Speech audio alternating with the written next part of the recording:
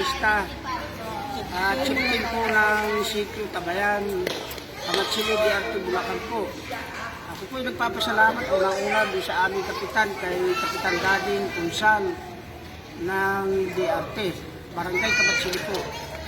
At pangalawa po sa mga pulis, kay Hepe Mundihar.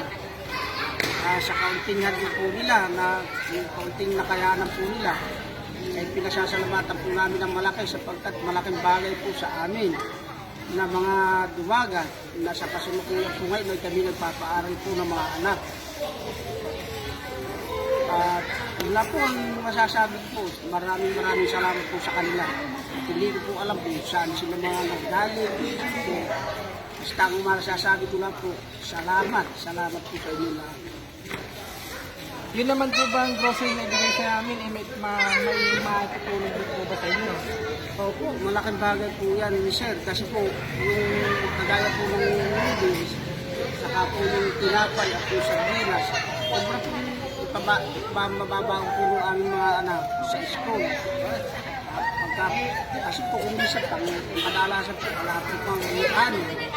Yun lang, napagpaparausan po yung tanghalian.